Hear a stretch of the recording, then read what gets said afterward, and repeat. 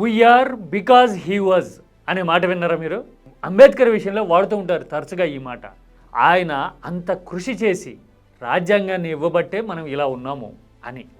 ఏదైనా కీలక సందర్భాన్ని, చారిత్రక సంక్షోభాన్ని దాటించినప్పుడు కూడా ఇంచుమించు ఇలాంటి ఎక్స్ప్రెషన్ని కొన్ని సందర్భాల్లో వాడొచ్చునేమో కదా. నేను ఇప్పుడు అలాంటి సిచ్యువేషన్నే కోట్ చేయబోతున్నా. ఆగస్టు 15 అంటే అధికారంలో ఉన్నవాళ్ళు భారీ రాజకీయ ప్రకటనలు చేయటం, ఎమోషన్ని తట్టి లేపేందుకు విశ్వ ప్రయత్నాలు చేస్తుండటం అనేది చూస్తుంటాం కదా. పైగా రాజకీయంగా ఛాలెంజెస్ చుట్టుముట్టినట్టయితే ఆ అటెంప్ట్స్ ఇంకా జోరుగా జరుగుతాయి కదా. మరి అలాంటి సీజన్లో నేను ఒక స్పీచ్ గురించి చెప్తా, చూపిస్తా. ఈ దేశాన్ని మలుపు తిప్పిన ఒక మహానుభావుడు ఎంత ప్రాక్టికల్గా, దార్శనికతతో, అన్నిటికీ మించి దూరదృష్టితో, నిజాయితీగా, నిక్కచ్చిగా ఇచ్చిన ఇండిపెండెన్స్ డే స్పీచ్ అది. నువ్వు ఇప్పటివరకు చూసిన ఇండిపెండెన్స్ డే స్పీచెస్లో నీకు నచ్చింది ఏది, ది బెస్ట్ అని ఏది చెప్తావు అని నన్ను అడిగితే నేనైతే ఇప్పుడు చూపించబోయే స్పీచ్కే ఓటేస్తా.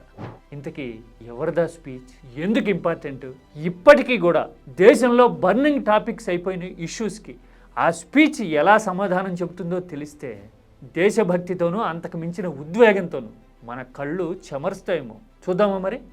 This is key talks special.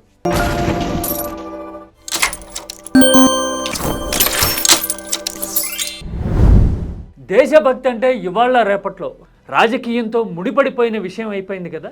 కానీ నిజమైన దేశభక్తులు, నిజమైన దేశభక్తి ఎలా ఉంటుంది, దేశం కోసం పనిచేసిన నిజాయితీ గల, నిక్కచ్చి గల నాయకులు ఎలా ఉంటారు అంటే పార్టీలకు అతీతంగా చాలామంది ఒప్పుకునే పేర్లలో పివి నరసింహారావు ది గ్రేట్ ముందు వరుసలో ఉంటారు కదా.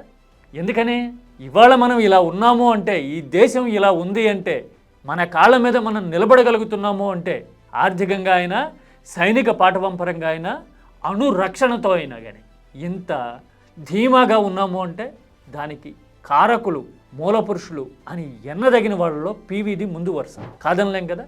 మరి అలాంటి పీవీ ఇండిపెండెన్స్ డే సందర్భంగా చేసిన ఒక ప్రసంగాన్ని నేను ఇక్కడ కోట్ చేస్తా. ఆ ఇయర్ ఏంటో తెలుసా? 1995. అంటే ప్రధానిగా పీవీది ఇది ఆఖరి ప్రసంగం, అంతే కదా. ఆయన పదవీకాలం 1996 సమ్మర్లో ముగిసింది కదా, మేతో. అందుకని ఆగస్టు 15 ప్రసంగాల్లో ఇది చివరిది. దాదాపు గంట సేపు ఉంటుంది ఈ ప్రసంగం. 30 ఏళ్ల తర్వాత ఇప్పుడు చూసినా కానీ అవునా, అప్పుడు అలాంటి పరిస్థితుల్లో ఉన్నామా మనము అని మొదలుపెట్టి ఎంత గొప్పగా మాట్లాడారు, ఎంత ప్రాక్టికల్గా మాట్లాడారు. నిజాయితీ తొణికిసలాడడం అంటారా రాజకీయాల్లో, ఆహా అలా ఉండేదా రాజకీయం ప్రసంగం అని అనిపిస్తుంది. అన్నిటికీ మించి ఇప్పటి పరిస్థితులకు కూడా రిలవెన్స్ ఉంది చాలా. అప్పుడు పీవీ చెప్పిన మాటని ఇప్పటి పాలకులు కూడా అందుకోలేకపోవడం మనకి కనపడుతుంది, అర్థమవుతుంది. నేను కొన్ని అంశాలు ప్రస్తావిస్తా ఆయన స్పీచ్లో పాయింట్ బై పాయింట్. 95 అంటే దాదాపుగా ఆయన ప్రభుత్వ పదవీకాలం ముగుస్తూ ఉంది. అందుకోసమే తాను అధికారం చేపట్టినప్పుడు 91 టైంలో దేశం ఎలాంటి పరిస్థితుల్లో సంక్లిష్టమైన స్థితిలో ఉంది అనే విషయాన్ని ఆయన సూచన మాత్రంగా ప్రస్తావించారు. ఆర్థిక సంకట్ కే కగార్ పర్ దేశ్ ఖడా థా ఇలాగా ప్రస్తావించి గట్టెక్కించిన ఘనత తనదే అని కానీ, లేదంటే తాను తన ఆర్థిక మంత్రి మన్మోహన్ సింగ్ సామర్థ్యం వల్లనే ఇంత సాధించామని కానీ ఎక్కడ క్రెడిట్ తీసుకునే ప్రయత్నం చేయలే. చాలా సునిశ్చితంగా లక్ష్యం మీద గురిపెట్టిన బాణంలాగా, ఎంత నిష్పక్షపాతంగా, తామరాకు మీద నీటి బొట్టు అంటారే అలాంటి దృక్పథంతో పీవీ ఈ ప్రసంగాన్ని చేశారు. ఎలాంటి కష్టాలు ఎదుర్కొంది తన ప్రభుత్వం అని చెప్పడానికి ఓ మాట కోట్ చేశారు. పర్మిట్ రాజ్ और లైసెన్స్ రాజ్. చూశారు కదా, లైసెన్స్ రాజ్, పర్మిట్ రాజ్ అన్నిటినీ అబాలిష్ చేశాము, మీరు స్వేచ్ఛగా వ్యాపారాలు చేసుకోవచ్చు, మీకు అనుమతులు ఇవ్వడానికి మేము సిద్ధం అని పెట్టుబడిదారులను పిలిస్తేట మొదట్లో నమ్మలేదట. చూశారు కదా, ఆయనే చెప్తూ ఉన్నారు. వాళ్ళని నమ్మించడానికి కొంత సమయం పట్టిందట. కానీ నమ్మకం కుదిరిన తర్వాత వెల్లువలా వస్తున్నాయి విదేశీ పెట్టుబడులు దేశానికి అని చెప్తూ ఉన్నారు కదా. పైగా ఇంకొక మాట చెప్తారు, आज 60,000 करोड़ की विदेशी मुद्रा हमारे यहाँ है. అర్థమైంది కదా, దిగుమతుల కోసం కూడా డబ్బులు చెల్లించలేని పరిస్థితిలో ఉంది దేశం.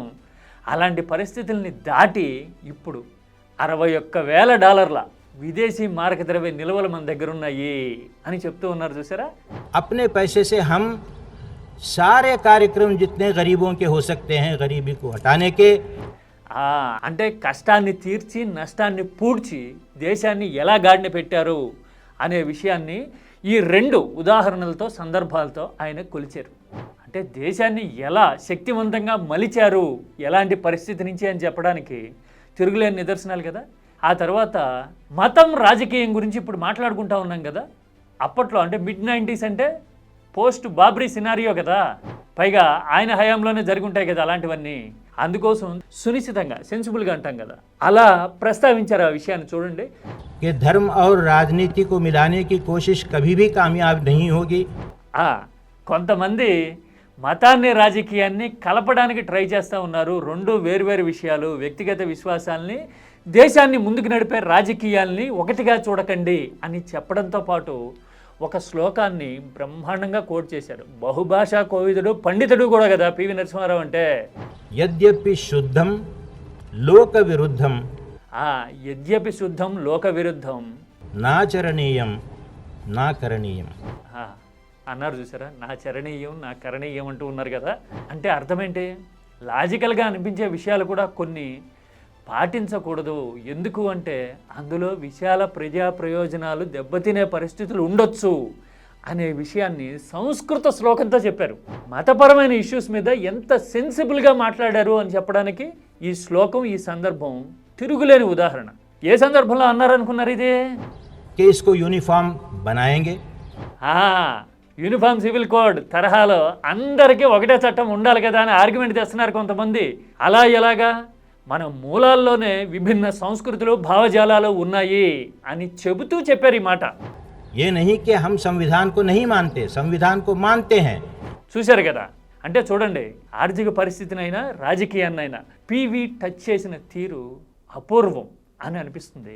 ఆ తర్వాత ఇవాళ రేపట్లో ఏదైనా చెడు జరిగితే, సవాలు ఎదురైతే ఫలానా ఆయన పాపం ఇదంతా అని 60 ఏళ్ల కిందట గతించిపోయిన వాళ్ళ మీద ఆరోపణలు చేయడం చూస్తూ ఉన్నాం. తెలుగు వాళ్ళకి, ఆంధ్రప్రదేశ్ వాళ్ళకైతే తెలుసు కదా, ఏదైనా క్రెడిట్ ఉందంటే అంతా మాదే అని చెప్పుకుంటున్నారు కదా, చెప్పుకునే రోజులు కదా, సీజన్ కదా. మరి ఇలాంటి రాజకీయాలను చూస్తున్న రోజుల్లో పివి కాంగ్రెస్ పార్టీ విషయంలో ఎలాంటి స్టాండ్ తీసుకున్నారు, దట్టు కాంగ్రెస్ ఫస్ట్ ఫ్యామిలీ విషయంలో అనేది చాలా ఇంట్రెస్టింగ్. ఎందుకని?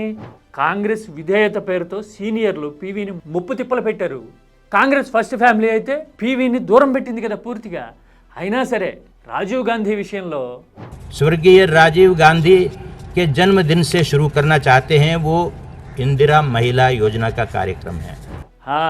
చూశారు కదా, ఇందిరా మహిళా యోజన అనే పథకాన్ని రాజీవ్ గాంధీ డిజైన్ చేశారని ఆయన పుట్టినరోజు సందర్భంగా ఆ పథకాన్ని ప్రారంభిస్తాము అని చెప్తూ ఉన్నారు. చూసారా? అంటే ఇందిరా రాజీవ్ల ఆకాంక్షలకు తగ్గట్టుగా తన ప్రభుత్వం నడిచింది అని చెబుతూ పార్టీ విధేయతను చాటుకోవడానికి ఎంత తార్కికమైన సునిశ్చితమైన ఎక్స్ప్రెషన్తో చెప్పారో చూసారా?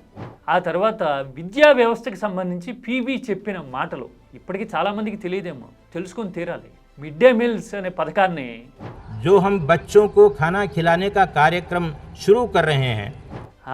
ప్రకటించారు చూసారా?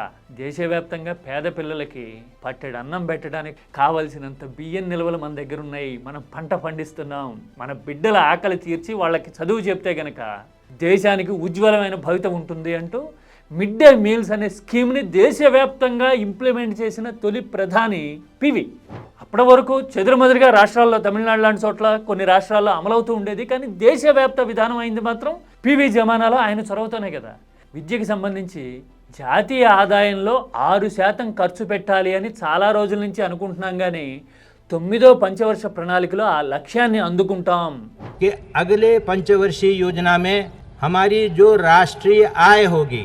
చూశారు కదా అని ధీమాగా ప్రకటిస్తూ ఉన్నారు. చూసారా?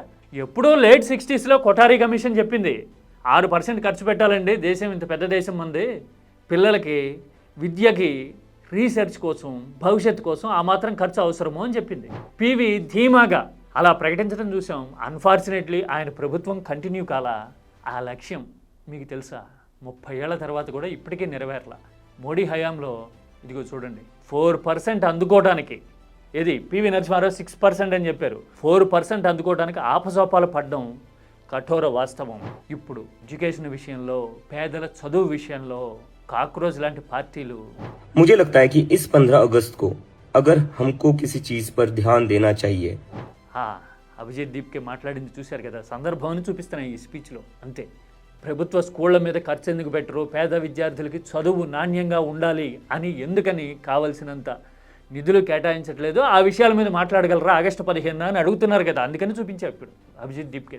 ఇలా మాట్లాడడం చూస్తూ ఉంటే పివి పరిపాలన కానీ ఆలోచన కానీ ఎంత దార్శనికతతో కూడుకున్నది అనుకోవాలండి, అవునా కదా. ఆ తర్వాత ఈ స్పీచ్లో కొన్ని చారిత్రక ఘట్టాలని కూడా కోట్ చేశారు. నాకైతే నెహ్రూ గురించి నేను గతంలో ఈ స్పీచ్ చూసినప్పుడు ఫస్ట్ టైం ఒక కొత్త విషయం తెలిసింది అనిపించింది. అదేంటో తెలుసా, Subhash Chandrabose out side India ఉండి ఫ్రీడమ్ ఫైట్ చేశారు కదా, ఆయన్ని కాపాడడానికి నెహ్రూ నల్లకోట వేసుకుని మరీ న్యాయ పోరాటం చేశారు అని పివి కోట్ చేశారు ఈ స్పీచ్లో. पंडित जवाहरलाल नेहरू भी बहुत दिनों के बाद, पता नहीं कितने सालों के बाद वकील बन के आए थे और उनको डिफेंड किया था.